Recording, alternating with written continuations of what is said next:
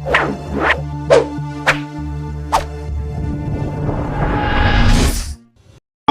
के शासन में यहाँ के ऊपर माफियाओं को पूरी तरीके से संरक्षण मिलता था, आम दंगों का माहौल था और तुष्टीकरण की राजनीति पूरी तरीके से प्रभावित थी, जिस कारण से दंगाइयों को, आतंकियों को भी पूर्ण रूप से संरक्षण मिलता था। तो उन सब परिस्थितियों को देखते हुए उत्तर प्रदेश की कानून व्यवस्था शायद देश के सबसे खराब राज्यों में गिनती उत्तर प्रदेश की होती थी। आज उस उत्तर प्रदेश में कानून का शासन है और पूरे देश की जनता, तमाम राज्यों की जनता उत्तर प्रदेश की ओर देखती है और उत्तर प्रदेश जैसा कानून व्यवस्था अपने यहाँ भी चाहती है। तो इसके लिए भी खासकर देश के प्रधानमंत्री नरेंद्र मोदी जी, उत्तर प्रदेश के यशस्वी मुख्यमंत्री पूज्य योगी आदित्यनाथ जी की जो ये डबल इंजन की जो यहाँ के ऊपर जो सरकार चली है, उसका ही एक प्रभावी रूप का यह परिणाम है। और आज ये जो हम लोग यहाँ के ऊपर बलिया में आए हैं, तो मैं बलिया के मूड को देखकर इस बात को बोल सकता हूँ। बलिया तो वैसे यहाँ तो बागी बलिया बोला जाता है। ये बलिया को एक ऐतिहासिक धरती है, राजनैतिक धरती है। कहते हैं कि बलिया में आदमी के पास में राजनीति का जो अनुभव है वो शायद दूसरे जनपदों में नहीं होता है। और बलिया को तो वैसे भी देश की आजादी से पूर्व ही आजाद होने का सौभाग्य भी प्राप्त है। बड़े बड़े महारथी इस की राजनीति में भी दिए, उन्हीं में से एक यहाँ के जो प्रधानमंत्री रहे पूज्य श्री स्वर्गीय चंद्रशेखर जी, जिनके पुत्र यहाँ से आदरणीय नीरज शेखर जी चुनाव भी लड़ रहे हैं। तो मैं समझता हूँ कि बलिया का आशीर्वाद एक बार फिर से, जिस प्रकार से बलिया ने 2014 में प्रधानमंत्री नरेंद्र मोदी जी को अपना आशीर्वाद दिया, 2019 में भी अपना आशीर्वाद प्रधानमंत्री श्री नरेंद्र मोदी जी को दिया और वही क्रम जारी रखते हुए 2024 के चुनाव में भी के बीच में रखना था। अगर आपको कुछ पूछना है तो आप पूछ सकते हैं।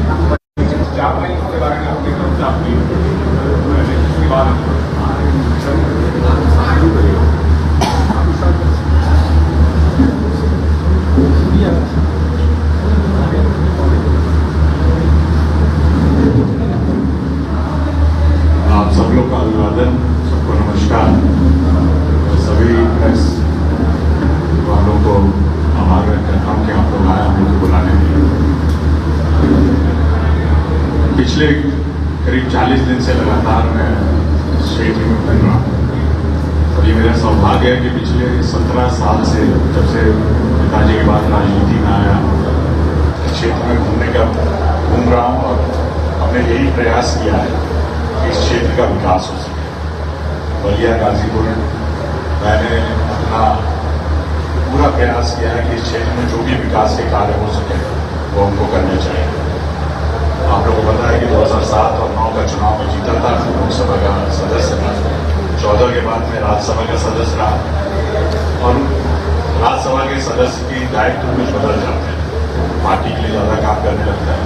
लेकिन फिर भी मैंने हमेशा ये प्रयास किया जो भी विकास के कार्य हो सकते हैं वो किए गए। हम लोग कहाँ जाते हैं, आप पत्रकार बंधु पूछते हैं कि आपका क्या विजन है बलिया के लिए, क्या आप करना चाहते हैं बलिया के लिए। तो इसीलिए जैसे हम लोग का राष्ट्रीय संकल्प पत्र है, मैंने एक बलिया का संकल्प पत्र भी जारी करने का सोचा। क्या अगले 5 सालों में मैं और हमारी सरकार, राज्य सरकार और केंद्र सरकार चाहती है इस बलिया जिले में, उसका हम लोग एक लेखा जोखा लाए जो आपके सामने मैं प्रस्तुत किया। और मेरा सौभाग्य है कि हमारे छोटे भाई हम लोग के नेता आदरणीय सुब्रत पाठक जी भी यहाँ पर हैं, आदरणीय चट्टूराम जी हैं, आदरणीय दवे जी हैं, आदरणीय नील सिंह जी हैं, हम लोग के प्रभारी आदरणीय मार्कंडेय जी और हमारे चुनाव संचालक आदरणीय पाठक जी। यहाँ सब लोग उपस्थित हैं इसको जारी करने के, इसीलिए आप लोग से अनुरोध करने आ रहे हैं। मैंने पहले भी कई काम हुए हैं, जैसे यूनिवर्सिटी का काम हुआ, स्पोर्ट्स कॉलेज का काम हुआ, उनका काम हुआ। आप लोग कहते हैं कि आगे क्या करें, तो मैं ये आप लोगों को आज बता देना चाहता हूँ। मेरी प्राथमिकता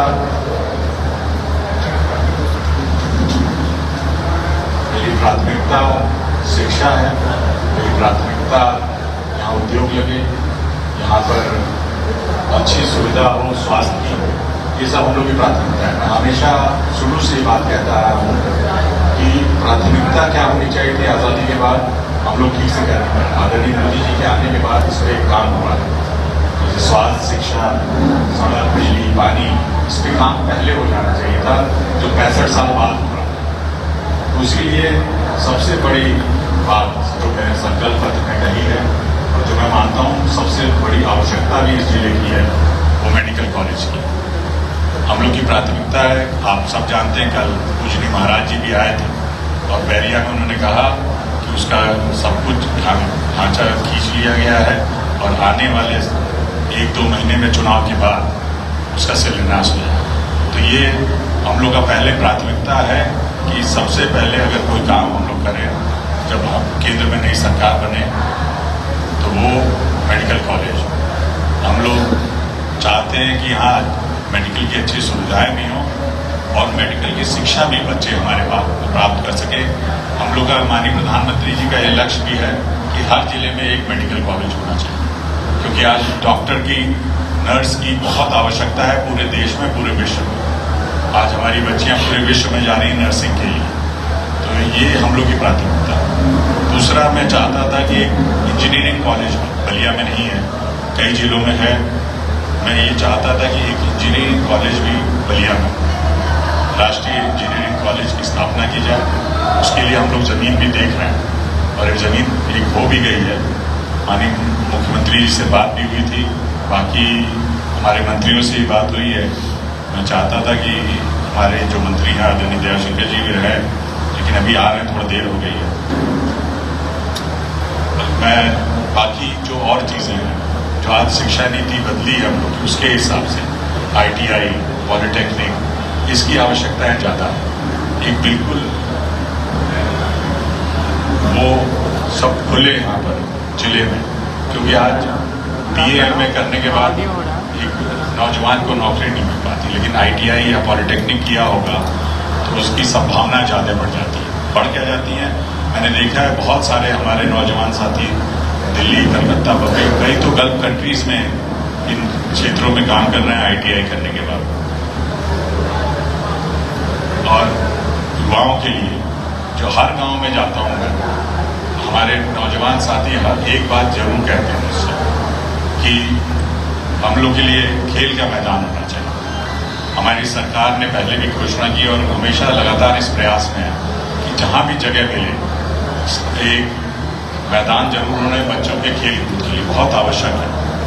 तो इसलिए कई जगह जमीन हम लोग ने उसके लिए निर्धारित भी की है, जैसे बाबा लक्ष्मण दास मैदान बैरिया और मोहम्मदाबाद में एक अच्छा स्टेडियम है।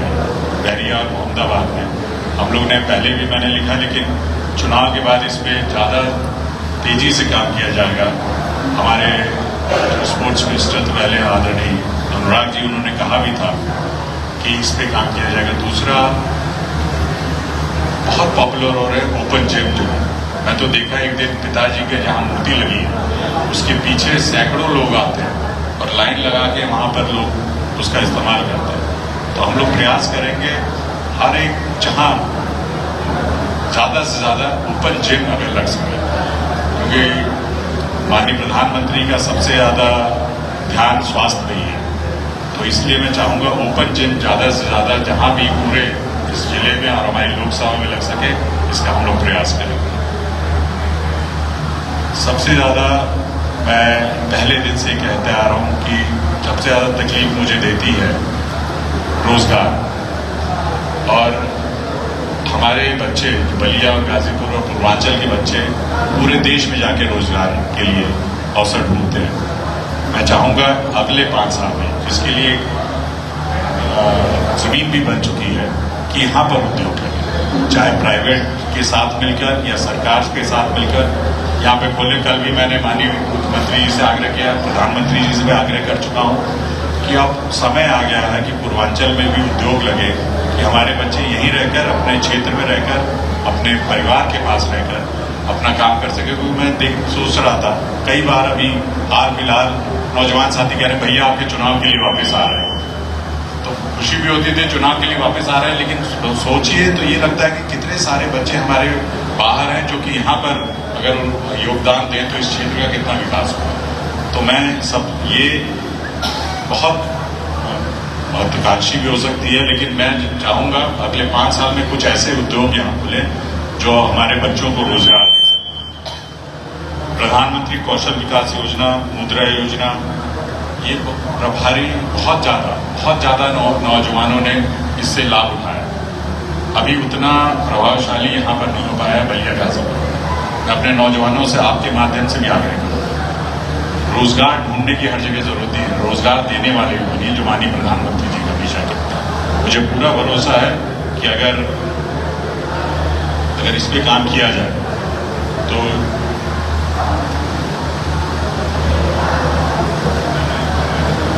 तो मैं थोड़ा सा उधर कर दीजिए तो ठीक रहेगा।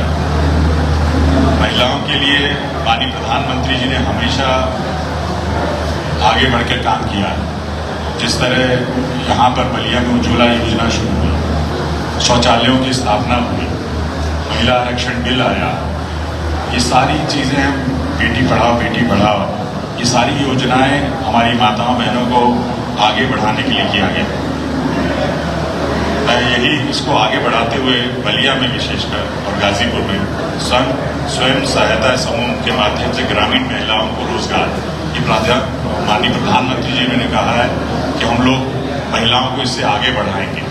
आप जानते हैं महिलाओं को लखपति बनाने की आदरणीय प्रधानमंत्री जी ने बात की कि हम लोग 2 करोड़ महिलाओं को लखपति बहन बनवाएंगे। तो ये सारी योजनाएं किस तरह ठीक से बलिया में उनका हो सके, मैं चाहूंगा। आइए मंत्री।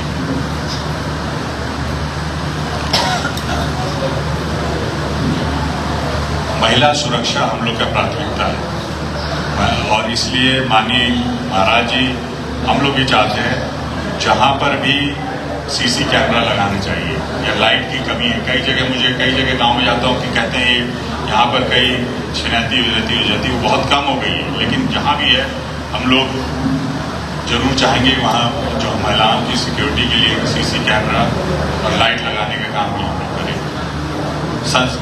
जो हम लोग माननीय मंत्री जी आ गए, इनका सबसे पेट प्रोजेक्ट जो कह सकते हैं आप, वो है भृगु कॉरिडोर। माननीय मंत्री जी के साथ मिलकर हम लोग चाहते हैं कि जैसे काशी में, विंध्याचल में, महाकाल में जहाँ ये सब कॉरिडोर बना है, तो हम लोग के लिए सबसे पूजनीय भृगु भगवान, तो उनका कॉरिडोर बने। ये हम लोग माननीय मंत्री जी ने उसमें काम भी बहुत कर लिया। मुझे पूरा विश्वास है कि वहाँ पर काम जल्दी शुरू होगा और वो हम लोग की प्राथमिकता में रहेगा। कारों में भी हम लोग चाहते हैं। मैं आया था, मेरे को याद है पिताजी के साथ मैं कारों पहली बार आज से 40 साल पहले गया था। वहाँ पे भव्य मंदिर अब हो गया है, लेकिन अभी भी जो वहाँ पे अगल बगल काम होना चाहिए, तालाब का सुंदरीकरण वो नहीं हुआ। हम लोग की प्राथमिकता में हो रहेगा कि वहाँ पर जो आस्था की जगह है हम लोग की बलिया में, उनको अच्छा किया। आप देख रहे हैं काशी में आदरणीय प्रधानमंत्री जी ने किया, जहाँ लोग साल में 80 लाख या 1 करोड़ आते थे, आज के दिन 8 करोड़ लोग आ रहे हैं, बदला है। तो ये मैं हम लोग प्रयास करेंगे। और सबसे जो हमारी अभी इतिहास की बात आदरणीय सांसद जी कह रहे थे, उसको हम लोग एक म्यूजियम बनाना चाहते हैं। और मैं इसकी प्रेरणा मुझे जो म्यूजियम दिल्ली में माननीय प्रधानमंत्री जी ने बनाया, पूर्व प्रधानमंत्रियों के लिए, उससे आई है। हम लोग का इतिहास इतना गौरवशाली है, हम लोग उसको ठीक से बता नहीं पाए। आज भी लोगों को भ्रम है कि मंगल पांडे जी कहाँ के थे, इसको हम लोग को साफ करना होगा। आदरणीय जयप्रकाश नारायण जी कहाँ के थे, लोग भ्रमित हैं इस बारे में। सब लोगों ने बलिया का नाम, बलिया के जुड़े हुए हैं और हम लोग को इस बात को सबको पहुंचा देना चाहिए कि इसमें कोई भ्रम नहीं रहना चाहिए। इसलिए एक संग्रहालय यहाँ बने, जो पिताजी भी चाहते थे, लेकिन अब वहाँ यूनिवर्सिटी को गई, लेकिन उनका जो सपना था उसको हम लोग को साकार करना है कि वो किस तरह संग्रहालय ऐसा बने जिसमें हमारे शहीदों का, जैसे माननीय प्रधानमंत्री जी ने पूर्व पीएम के लिए किया है, तो वैसे ही हमारे जो सारे शहीद थे और जो लोग कुर्बानी दी, उसके बाद भी आदरणीय जयप्रकाश जी की कुर्बानी कौन भूल सकता है।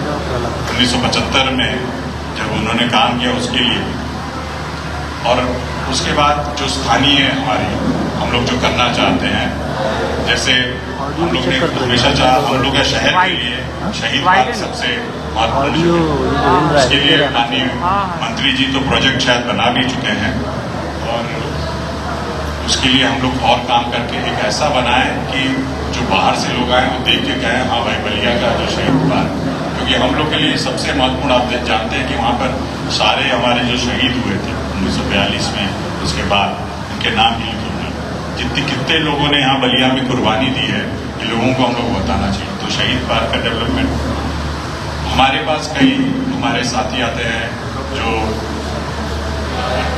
कपड़ा धोने का धोबी लोग, वो हमेशा अपने घाट की बात करते हैं, उनकी बात भी हम लोग उठाएंगे। आज रसोइया लोग आए थे मेरे पास, उन्होंने कहा कि हमारी मानदेय की बात, उसके पहले शिक्षा मित्र आए थे उनकी मानदेय, ये सारी बातें हम लोग ने रखा कि उनकी बात हम लोग माननीय महाराज जी तक या माननीय प्रधानमंत्री जी तक हम लोग उनकी बात पहुंचाएंगे, क्योंकि उनकी समस्या। और हम लोग कल आदरणीय मंत्री जी और मैं शिवपुर दीवर में थे, और शिवपुर दीवर से और जौही का मार्ग मैंने बहुत पहले बनवाया था। हम लोग का ये था, दुर्भाग्य था कि बाढ़ में वो मार्ग टूट गया। हम लोग ने कल वहाँ पे कहा है कि उस मार्ग को हम लोग जरूर बनाएंगे, क्योंकि वो आवश्यकता है। जो दियर में लोग रह रहे हैं, जौही से और शिवपुर दियर या शिवपुर दियर से जौही जाने में उनको बड़ी तकलीफ होती है, तो उस मार्ग को हम लोग बनवाएंगे। सबसे महत्वपूर्ण मैं जानता हूँ, मैं मानता हूँ कि कटान भी एक बहुत हम लोग की समस्या, दोनों तरफ से, एक तरफ से हम लोग गंगा और घाघरा में से है, और गाजीपुर से लेकर माझी तक ये सारा कटान, दतहा और मनियर, ये सारा कटान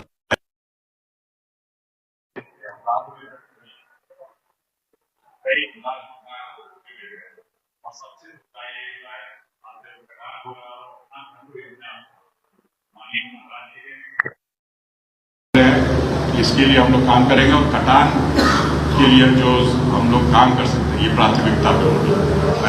हम लोग गाजीपुर में भी काम किए हैं। यहाँ पर हम लोग की सरकार आने के बाद मेरे को लगता है करीब 200 करोड़ से ऊपर का काम इस क्षेत्र में, 200 करोड़ या 300 करोड़ के करीब इस क्षेत्र में काम हुआ है, और आगे भी हो रहा है। कई चीजें हैं। बाकी सड़कों का है, ये मैं आपको दे दूंगा। जो सड़कें, महत्वपूर्ण सड़कें, जैसे कई सड़कें बहुत जर्जर हो गई, हम लोग की प्राथमिकता चाहिए। मैं अपने PWD मंत्री से मिलकर इसके बाद सारा सूची मैंने मंत्री से बात की, अपने सभी नेताओं से बात की है कि हम लोग जो बंधे हैं हमारे विशेष में, जिसे आप देखे होंगे अभी सागरपाली से बहेरी वाला जो बंदा है वो अब बन गया है, तो उसका एक ऑल्टरनेट रूट हो गया नेशनल हाईवे। आजकल वैसे ही मैं चाहता हूँ जितने बंधे हैं यहाँ पर हम लोग के जिले में, उनको चौड़ीकरण हो और शुद्धिकरण हो। जैसे जयप्रकाश नगर से है टिंगरई तक, आप देखिए अब बदल गया है वहाँ बिल्कुल, इतना अच्छा सड़क बन गई है। अगर आप लोगों को कभी नेशनल हाईवे पे कुछ भी परेशानी हो तो आप वो रूट ले लेंगे, जल्दी पहुंचेंगे भी, और इतनी अच्छी सड़क बनी है। तो हम लोग चाहते हैं जितने ये बंधे हैं, इससे दो फायदे होंगे कि बाढ़ की भी थोड़ा ऊंचा करके बनता है तो बाढ़ की समस्या से भी थोड़ी राहत मिलेगी, और सड़क ऑल्टरनेट रूट हो जाएगा। आदरणीय मंत्री जी ने भी अभी कहा है, ये जगन्नाथ चौधरी जी के घर वो मूर्ति से लेकर दुभाण तक जो रोड बन रही है, वो भी उसका भी चौड़ीकरण हो रहा है, तो ये नेशनल हाईवे का एक ऑल्टरनेट रूट हो जाएगा। तो ये हम लोग चाहते हैं, ये सारी सड़कों का काम, बिजली का जो भी, बिजली तो हम लोग चाहते हैं, आप जानते हैं कि हम लोग ने प्रयास किया था 400 kV का सब स्टेशन रसड़ा में बना, उससे और हम लोग चाहते हैं, मानिए हम लोग प्रयास करेंगे कि 24 घंटे बिजली रहे बलिया में, पूरे हम लोग प्रयास करेंगे। ये प्रयास पिताजी ने किया था, उनके जाने के बाद हो नहीं पाया कि इब्राहिमपट्टी में जो पावर ग्रिड का पावर प्लांट लगा था, तो ये पहले ही बात हुई थी कि बलिया को बिजली मिलेगी उससे। कुछ जिलों में ऐसा है भी, हम लोग प्रधानमंत्री से आग्रह करेंगे कि उससे ऐसी व्यवस्था बने कि हम लोगों को 24 घंटा बिजली मिल सके। बलिया, गाजीपुर और पूर्वांचल के ऐसा कर सकते हैं। कई जगह मीरपुर, चितबड़ा गांव, धर्मपुरा तक बाजार मार्ग का शुद्धिकरण, विद्युतीकरण, कई जगह विद्युतीकरण भी होना है, जहां लोगों को बड़ी दूर से प्रयास कर रहे हैं कि कई बार लोगों को ट्रांसफार्मर से बहुत दूर पड़ता है, कई किलोमीटर बढ़ जाता है, तो उनकी क्षमता कम हो जाती है, लाइट बिल्कुल डिबरी जैसी जलती है। तो हम लोग प्रयास करेंगे ऐसी जगह का, क्योंकि माननीय प्रधानमंत्री जी ने पहला काम किया था जब प्रधानमंत्री बने थे, उनको पता चला कि 18,000 गांव में 65 साल बाद भी बिजली नहीं है। पूर्वों की बात नहीं कर रहा, 18,000 गांव। तो उन्होंने पहला काम ही किया कि पहले बिजली पहुंचाइए वहां पे, फिर शौचालय के काम उन्होंने दूसरा महत्वपूर्ण काम किया। तो ये सब काम हम लोग करके, हम लोग चाहते माननीय मंत्री जी से आग्रह किया था, तो इन्होंने तो पहले ही कर दिया है। जो बस स्टेशन बन रहा है, वर्ल्ड क्लास बस स्टेशन बनेगा, तो 50 करोड़ उसके लिए माननीय मंत्री जी ने शिलान्यास भी कर दिया, लगेगा। बस स्टॉप हो, रेलवे का आप देख ही रहे हैं, और जो उसमें सुविधाएं हो सकी। हम लोग लगातार प्रयास कर रहे हैं जो ट्रांसपोर्टेशन के माध्यम जैसे रेल है, सड़क है, इसको हम लोग और अच्छा करें। ग्रीनफील्ड बनी रहा है, उसके बाद तो उद्योग लाने में ज़्यादा आसानी होती है। जब उद्योगपति को या किसी सरकारी उद्योग लगेगा तो यहाँ से ट्रांसपोर्ट होगा, तो उसके लिए माध्यम होना चाहिए कि रेल हो, रोड हो ठीक से, तो उस पर हम लोग काम करना। तो हम लोग का ये प्रयास है कि हर क्षेत्र में काम, और एक संकल्प ऐसे है कि आपके पास रहे कि 5 साल बाद आप हम लोग से पूछ सकें कि आपने क्या किया। माननीय मंत्री जी बार बार अपने भाषणों में बोलते हैं कि जैसे माननीय प्रधानमंत्री जी ने कहा कि हम अपनी रिपोर्ट कार्ड देंगे, और उन्होंने दिया भी है। माननीय मंत्री जी कहते हैं 5 साल बाद मैंने काम क्या किया है, तो उन्होंने दिया है। आदरणीय सुब्रत पाठक जी की बात बताना चाहूँगा आपको, इन्होंने 5 साल काम किया है, तभी भी इनके सामने जो विपक्ष के सबसे बड़े नेता हैं और वो घुटने टेक दिया, तो मैं यही बोल सकता हूँ और कुछ तो नहीं बोल सकता। पिछली बार भी सब पूरी शासन और सब प्रशासन लगा था, फिर भी ये 2019 में प्रशासन तो नहीं, शासन पूरा उनकी शक्ति लगी थी विपक्ष की, तब भी ये जीते थे। उसके पहले भी जीते थे, लेकिन दुर्भाग्य मैं क्या बताऊँ तो इसलिए मैं कहना चाहता हूँ कि आज हम लोग इसीलिए आए थे कि आपको एक निर्धारित कर दें। कई लोग मुझसे ये प्रश्न पूछते हैं कि हमारे विपक्ष वाले पूछते हैं कि 17 साल में नीरज शेखर ने क्या किया। 17 साल में नीरज शेखर का अच्छा जवाब दिया हमारे एक नौजवान साथी ने, मैं देख रहा था वीडियो, कि जो प्रश्न पूछ रहे थे उनसे कहा कि 4 काम आप सांसद निधि से कराएं नीरज जी से, वो आपको दिखाई नहीं दे रहा है। ये सही है, हमने अपने पिता से सीखा है कि काम करा के बताना नहीं है, तो हम लोग को सिखाया जाता है, हम लोग की संस्कृति में है। अगर मैं गिनाने लगूँ तो ज़्यादातर काम जो बलिया में हुए हैं उसमें मैंने कराया या मेरा सहयोग रहा है, चाहे विद्युतीकरण का हो, चाहे पुल का हो, चाहे स्वास्थ्य का हो, चाहे शिक्षा का हो। मैं अगर गिराना नहीं चाहता, चाहे बिजली का हो, चाहे राजीव गांधी विद्युतीकरण दूसरा फेज नहीं लेके आया, 400 केवी का सबस्टेशन बनाने का हमारा ही प्रस्ताव था। इसलिए मैं गिनाने में व्यक्ति नहीं रखता।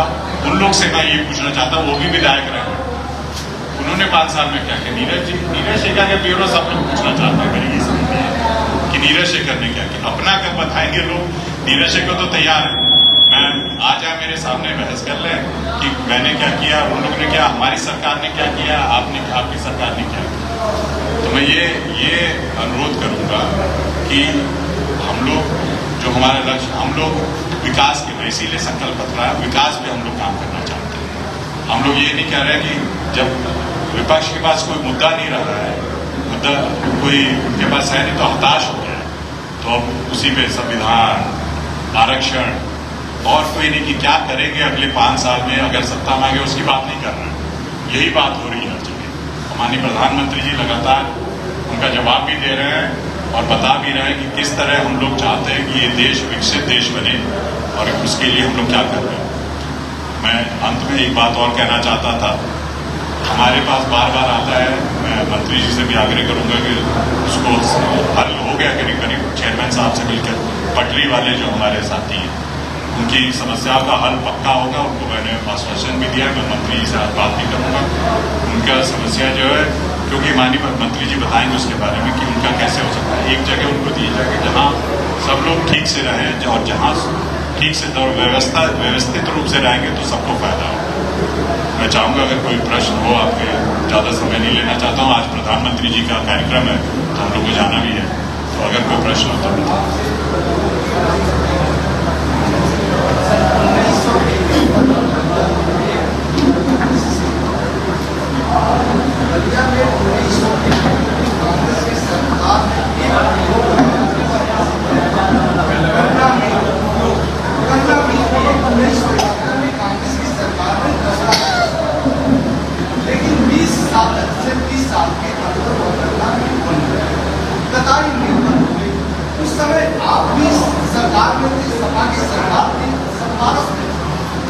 2012 में उस गंगा में संचालित करके 2 करोड़ रुपए है, लेकिन वो पैसे कहाँ चले गए पता नहीं चला और गंगा में बंद हो गया। यहाँ की सैकड़ों हजारों किसान मतलब कहीं न कहीं मायूस हो गए, उनकी युवा बेरोजगार हो गए, वहाँ के कर्मचारी चले गए। आगे इसके लिए जिम्मेदार कौन? आप सही कह रहे हैं। हमने प्रयास भी उस समय बहुत किया, मैंने खुद प्रयास किया। हमने ये चाहा, अंत में जब वायबिलिटी नहीं रही तो मैंने कहा कोई प्राइवेट आके आदमी लेके चलाए उसको। हम लोग ने बहुत प्रयास किया, मैंने व्यक्तिगत अपना बता रहा हूँ। कुछ सरकार की समस्याएं थी, अब क्या समस्या थी मैं उससे विस्तार में नहीं जाना चाहूँगा, लेकिन हम अभी भी प्रयास कर रहे हैं और हम चाहते हैं कि ऐसे उद्योग लगे। इसीलिए मैं कह रहा हूँ ना कि हम लोग का प्रयास है कि कैसे उद्योग लग सके। आप जानते हैं कि वहाँ पर कताई मिल थी, आज कताई मिल बंद हो गई है, तो वहाँ पे और कुछ खुल सकता है। अब अगर देखें संभावनाएं बलिया में अब बहुत है, इसीलिए संभावना तब बढ़ती है जब यहाँ पे कुछ इंफ्रास्ट्रक्चर हो। हमारे प्रधानमंत्री जो हुए तो कह रहे हैं जो 65 साल पहले काम होना चाहिए था वो अब हुआ है। आज ग्रीनफील्ड एक्सप्रेसवे बन रहा है तो उसके बगल में उद्योग लग सकते हैं। पूर्वांचल बना है, उसके बगल में ट्रेड जोन बन रहा है। इसीलिए तभी काम हो सकता है जब ये सारी सुविधाएं हों, सड़क हो, रेलवे का माध्यम हो, तभी तक आज आप एक जगह का, एक जिले को लेकर आप उद्योग नहीं लगा सकते। वहाँ जो उत्पाद होगा वो पूरे देश में जाना होगा, विदेश में जाना होगा। आज हमारे जो नौजवान साथी, मैं आपको बताऊं, जो आधुनिक कृषि कर रहे हैं, उनके सब्जियां और जा रही विदेश तक। एक उसके लिए भी हम लोग को काम कर रहा है। एक मंडी बन रही है पातालगंगा में, जो कि करीब 25 करोड़ की बन रही है। आधुनिक वहाँ मंडी बनेगी। ये तभी मुमकिन हुआ कि पूर्वांचल एक्सप्रेसवे बगल में बना है, क्योंकि ये सब्जी आप जानते हैं कुछ दिन में खराब हो जाएगी, तो उसको ट्रांसपोर्टेशन और कैसे जल्दी पहुंचेगा ये अब मुमकिन हो रहा है। पातालगंगा मंडी कितने सालों से, ये पहले नहीं था। अब सरकार जानती है कि ये चला जाएगा और ये पहुंच जाएगा। गाजीपुर से सब्जियां गल्फ कंट्रीज और यूरोप तक जानी है, तो इसलिए ये हम लोग की सरकार करने वाली है। इसी के लिए मैं कह रहा हूँ कि पहले इंफ्रास्ट्रक्चर होना चाहिए। बंद होने का कारण यही है, गन्ना मिल हम लोग के कुछ उत्पाद भी करने का कम हुआ, उसी वाला चल रहा है अभी। इसलिए मैं कह रहा हूँ मैंने प्रयास किया था। आप जानते हैं, आपने जो बोला, आप पूछेंगे कि कहाँ गया वो 2 करोड़ रुपए, तो मैं नहीं बता पाऊंगा। जो अब वहाँ पे हैं लोग, उनसे पूछेंगे तो बता देंगे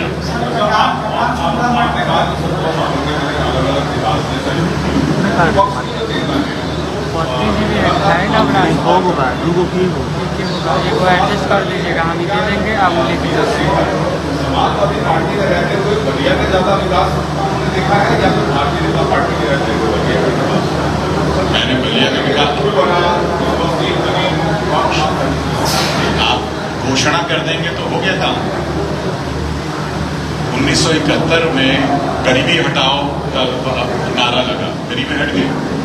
आज डाटा है हम लोग के पास कि 25 करोड़ लोग गरीबी रेखा से उठे हैं पिछले 10 साल में। ये फर्क है, घोषणा करने से नहीं होता। पैसा कहाँ है, कब आया? स्पोर्ट्स कॉलेज का पैसा कब आया? पुल कब पूरा हुआ? सब स्टेशन कब बना? इसका पैसा कब आया?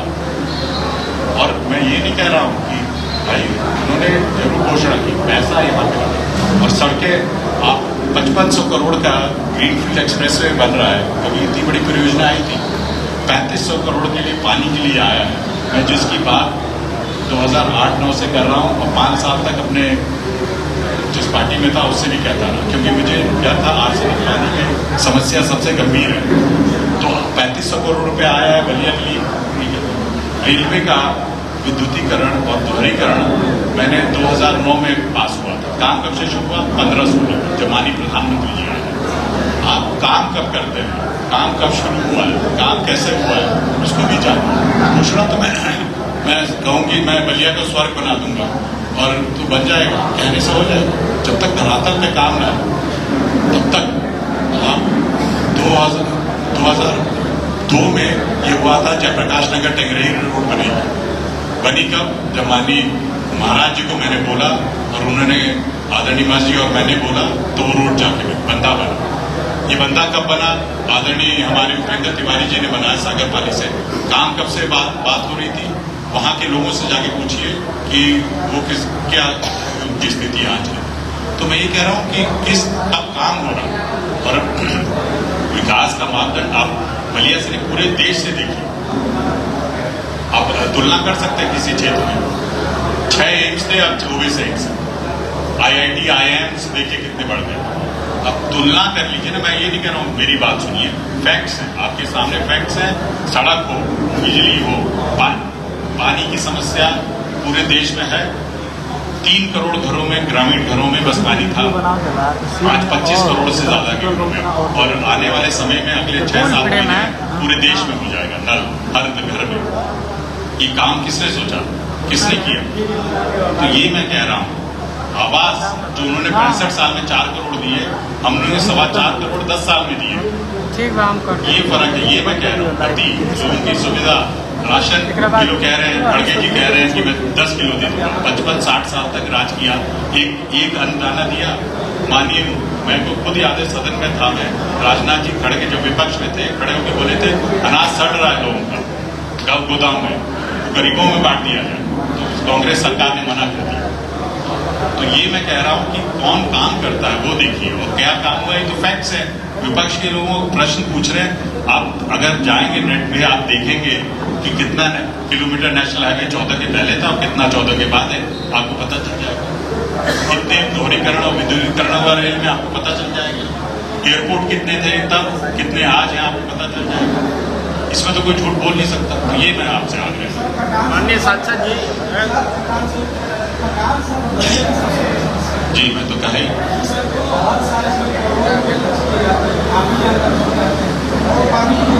नहीं ऐसा नहीं है।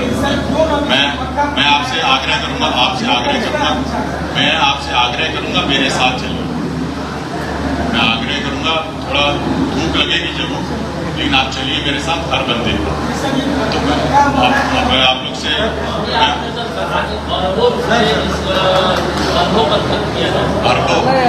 मैंने ये नहीं कहा। माननीय सांसद जी, बताइए।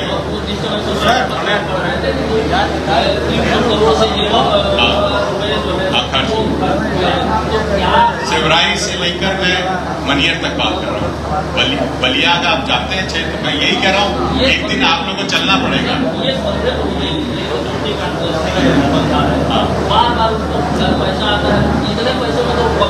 मैं तो कह रहा हूँ आप काम नहीं हुआ है। मैं तो कह रहा हूँ आप चलिए, कई जगह छूट गया गैप है, लेकिन काम हुआ है।